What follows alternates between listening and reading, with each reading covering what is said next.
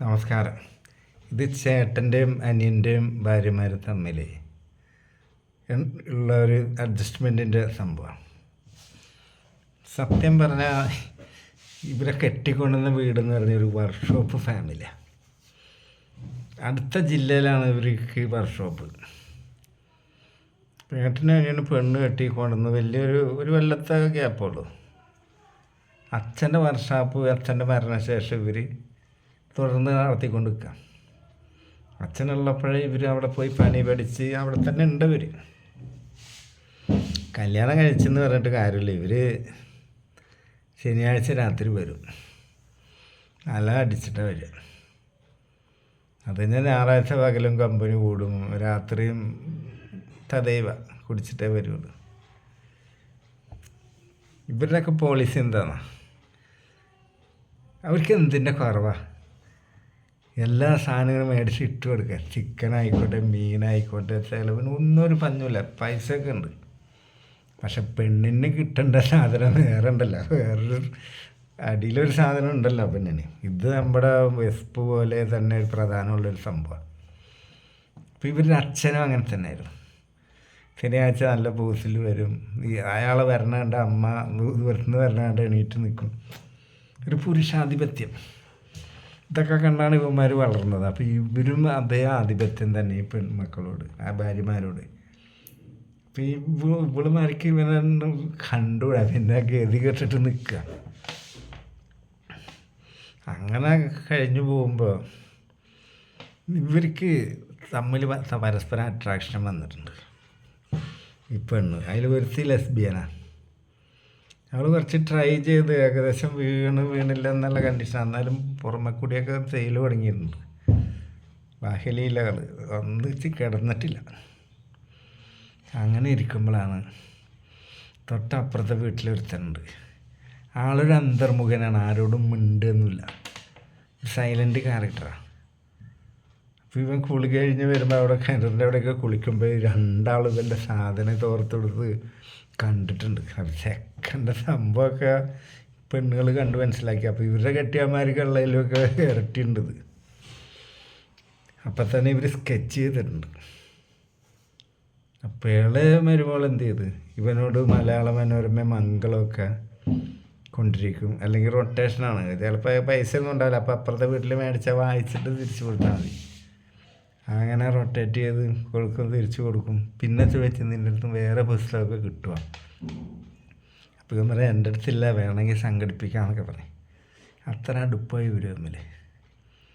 അതിലൊരു ദിവസം ഇവൻ ചോദിച്ചു, ഞാൻ രാത്രി വരട്ടെ ചോദിച്ചു. എനിക്ക് പേടിയാന്നൊക്കെ പറഞ്ഞു. ആരും അറിയാണ്ട് വന്നോളാം പറഞ്ഞു. എൻ്റെ കൂട്ടുകാർക്കൊക്കെ ഇങ്ങനത്തെ അനുഭവം ഉണ്ടായിരുന്നു, എനിക്ക് മാത്രം ഭയങ്കര കൊതിയുണ്ടെന്നൊക്കെ പറഞ്ഞിട്ടേ. ഇതെൻ്റെ ജീവിതം വെച്ചുള്ള കളിയാണ്, എന്നാലും നീ വന്നു പറഞ്ഞു. പെണ്ണിന് കാമം കയറിയാൽ ആണിനേക്കാൾ ധൈര്യമുണ്ട്. ഇത് ഞാൻ പല വീഡിയോയിലും പറഞ്ഞിട്ടുണ്ട്. നമ്മളിപ്പോൾ ഒരു കള്ള പരിപാടി എടുക്കുകയാണെങ്കിലും പരിപാടി എടുത്തു കൊണ്ടിരിക്കുമ്പോൾ നമ്മൾക്കൊരു ഭയം ഉണ്ടാവും, ആരെങ്കിലും വരുക പിടിക്കുകയെന്ന്. പെണ്ണിന് ആ ഭയമില്ല, ഒരു സംശയം വേണ്ട. എൻ്റെ എക്സ്പീരിയൻസാണ് ഞാൻ പറയാം. പെണ്ണിന് പേടിയെന്ന് പറയുന്ന സംഭവമില്ല. ഇത് തുടങ്ങി കിട്ടണം. സ്റ്റാർട്ടിങ് ട്രബിളാണ്.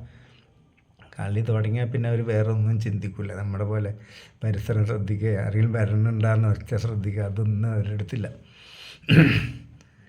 ഏതായാലും ഇവൻ വന്ന് രാത്രി കളിക്കൽ തുടങ്ങി. ചെക്കനല്ലേ, എല്ലാം ചെയ്യിപ്പിക്കുള്ളൂ. എല്ലാം അത് ഞാൻ കൂടുതൽ വർണ്ണിക്കണില്ല, കാരണം ഈ എൻ്റെ യൂട്യൂബ് കൂടുതൽ സെക്ഷുവലായിട്ടുള്ള കാര്യങ്ങൾ പറഞ്ഞാൽ അവർ വാച്ച് ചെയ്യുന്നുണ്ട്. ഏതായാലും ഇവർ തമ്മിൽ തുടങ്ങി. അങ്ങനെ ഒരു ദിവസം പകൽ അമ്മ അവിടെ ഇല്ല, പിന്നെ ചേർത്തിയുള്ളത്. അവർ ഹോമിയോ ഹോസ്പിറ്റലുണ്ട് അവിടെ അടുത്ത്, അങ്ങോട്ടും പോയി. അപ്പോൾ ചെക്കന് പകൽ എന്തോ ഒരു ചെറിയൊരു എണീക്കൽ. ആരും വരില്ല വിചാരിച്ച് ഇവനെ ഇവളുടെ റൂമിൽ കയറി പകൽ പരിപാടി എടുക്കുക. കഴിഞ്ഞിറങ്ങലും മറ്റേ ഹോമിയോ അവിടെ ഡോക്ടറില്ലാന്ന് എന്താ പറയുക, അവർ വേഗം തിരിച്ചു വന്നു. കഴിഞ്ഞിറങ്ങണത് ഇവർ കണ്ടു.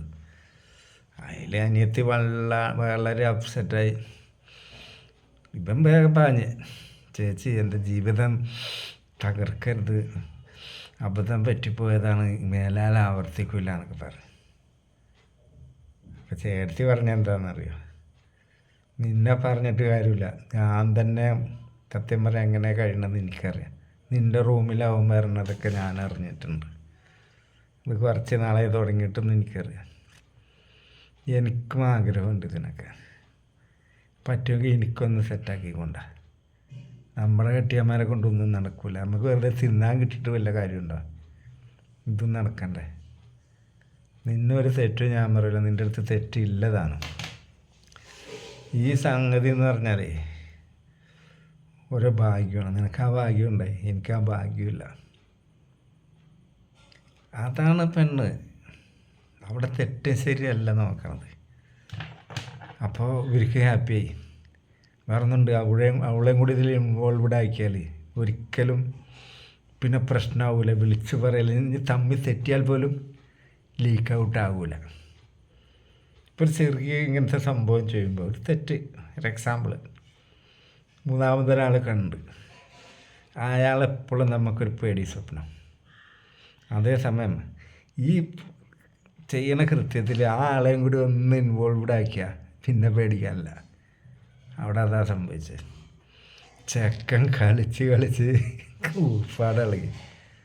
ഇതൊക്കെ നടന്ന സംഭവമാണ്. അവന്മാർ വെള്ളമടിച്ച് ശനിയാഴ്ച രാത്രി വന്ന് ഞായറാഴ്ച രാത്രി വെള്ളമടിച്ച് കറങ്ങി നടന്ന് രാവിലെ എണീറ്റ് പോവും. കുളിച്ച് കുറിയൊക്കെ വിട്ട് പോകണുണ്ടാവുണ്ടല്ലോ. പണം സമ്പാദിക്കുന്നുണ്ട്, പക്ഷെ പെണ്ണിനുള്ളത് കൊടുക്കണില്ല.